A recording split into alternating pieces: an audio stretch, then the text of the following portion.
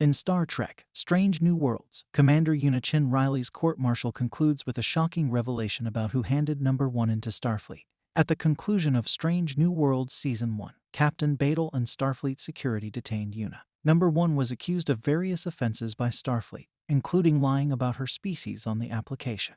Una is an Illyrian, a species that the United Federation of Planets forbids due to their practice of cultural genetic modification.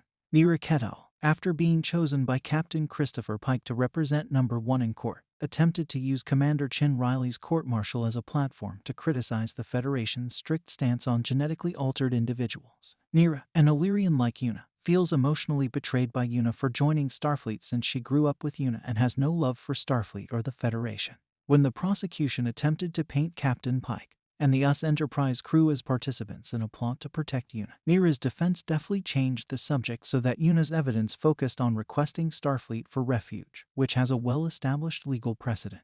But who really made Number 1 into Starfleet was at the center of her trial. Number 1 testified that she joined Starfleet at the conclusion of Season 1 of Strange New Worlds. The only explanation Una gave was that she no longer wanted to conceal the fact that she is an Illyrian. In Ghosts of Illyria, the third episode of Strange New Worlds Season 1, Una revealed her secret to Captain Pike, Dr. Joseph Mbenga, and her closest friend, LT, Lan Noonien Singh. Only Lan was upset by Una lying to her and felt betrayed, but she quickly got over it. Captain Pike promised to keep Una's identity a secret from Starfleet and to fight them if they did, which they did because of Una. Neera inferred that Lan genuinely thought she was to blame for Number 1's arrest. When Lan was still angry at Una, she wrote a personal log, and the security chief of the US Enterprise thought someone had accessed her files. Ensign Nyota Uhura prevented Lan from unlawfully searching the personal records of the crew members of the Enterprise in an attempt to identify the offender. In the end, however, it was Una who decided she no longer wanted to keep up her deception.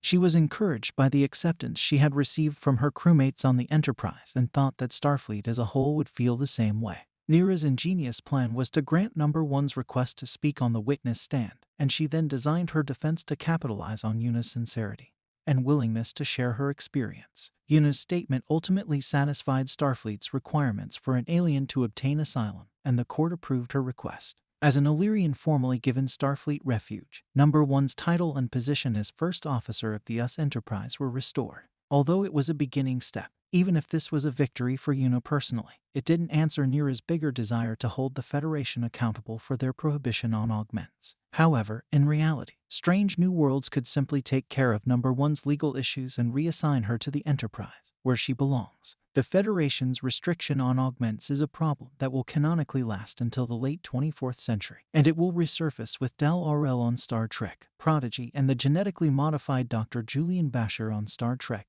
Deep Space Nine. Although Number 1 turning herself in resulted in her personal reality being out into the open in Star Trek: Strange New Worlds, the Federation's mistrust of genetic modification is still a persistent problem in Star Trek. Thank you for watching. Please don't forget to comment, subscribe, and give us a like.